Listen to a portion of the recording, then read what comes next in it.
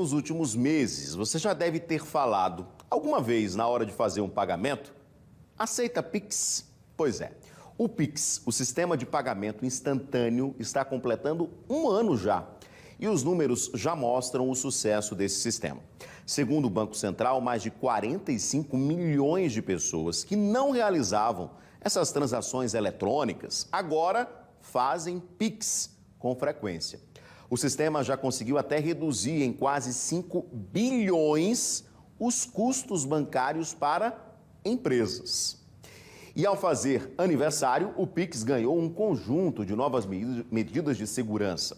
Entre elas, o bloqueio preventivo dos recursos em caso de suspeita de fraude, notificações obrigatórias de transações rejeitadas e devolução de valores pela instituição recebedora em casos de fundada suspeita de fraude ou falha operacional nos sistemas das instituições participantes.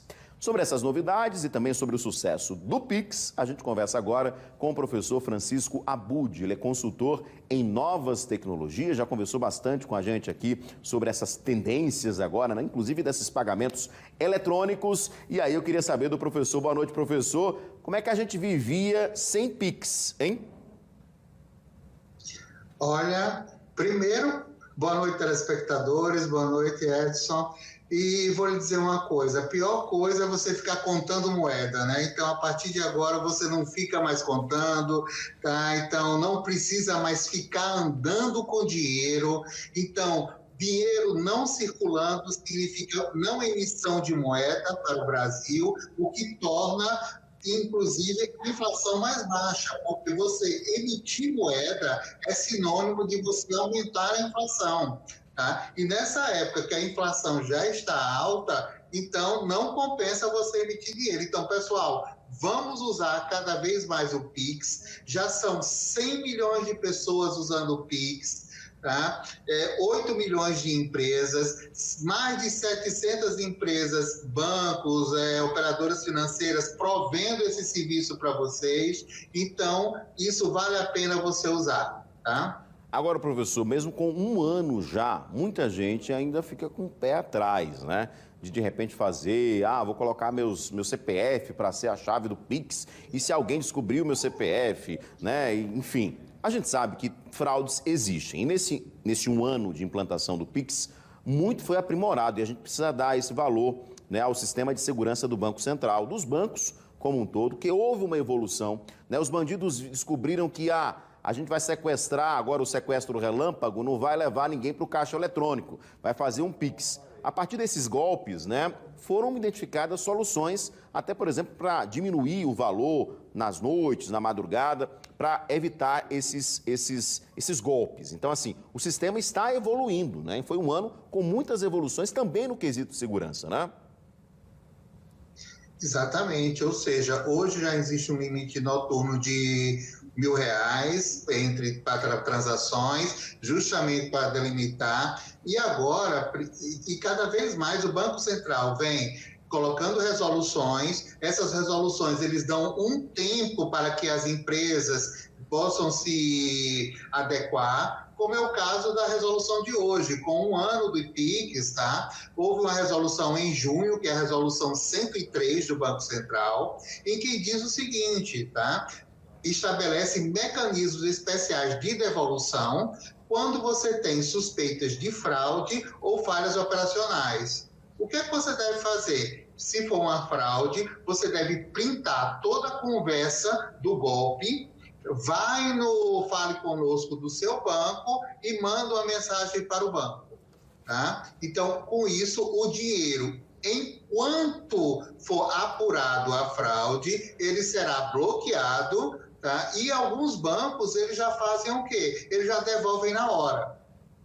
Pois é, isso é importante porque garante mais segurança, né? Inclusive responsabiliza as operações financeiras também, porque de repente pode ser uma falha no próprio sistema do banco, e aí o banco também tem que ser responsabilizado. Outra informação importante, né, entre essas novidades, professor, é que, por exemplo, se uma conta, né, já foi denunciada, por exemplo, que fazia parte de algum esquema, o banco já pode incluir essa informação para os demais bancos. Então, se de repente o criminoso já utiliza aquele Pix ali para cometer crimes, já cometeu crimes com aquele Pix, esse Pix já fica, vamos dizer assim, marcado para evitar novas transações, né?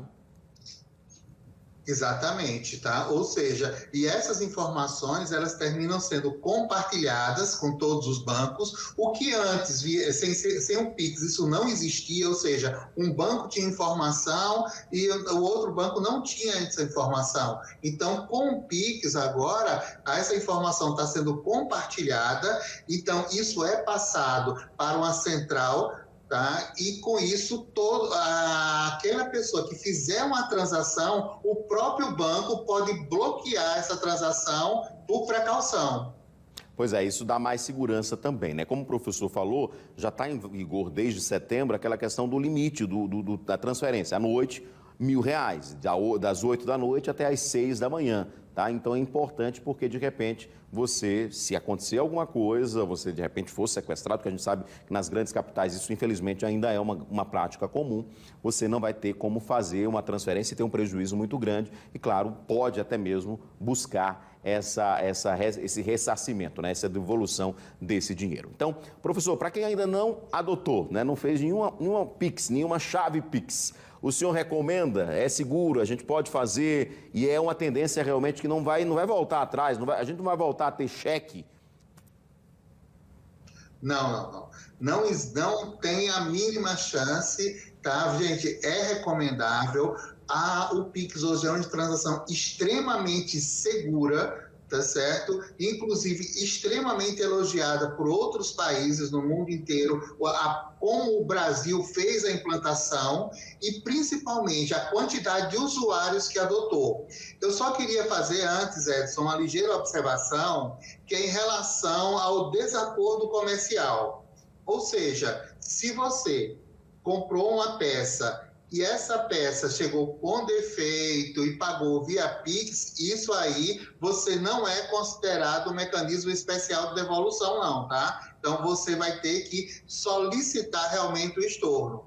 E também, no caso, se você errar o CPF ou o telefone, mandar para outra pessoa. Então, isso também não vale no mecanismo especial de devolução ainda. O Banco Central está estudando algumas formas e como fazer para que, quando a pessoa mandar errado, faça-se uma devolução.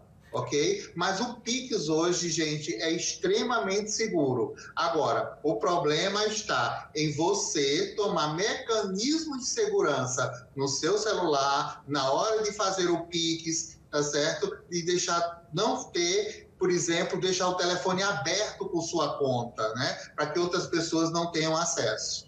Pois é, retomar os cuidados, porque quando você vai fazendo, no passo a passo, ele vai te perguntando, olha, quem vai receber é essa pessoa, o nome completo da pessoa, não dá o CPF completo, mas aí tem a informação ali, vai conferindo, porque se alguma coisa não bater, você cancela e não faz a transação. Mas, de fato, é algo que voltou. Eu ainda peguei o finalzinho da era do cheque, mas não sinto falta nenhuma, professor. Sinceramente, é muito melhor fazer um Pix. Um abraço, muito obrigado, viu? Um abraço.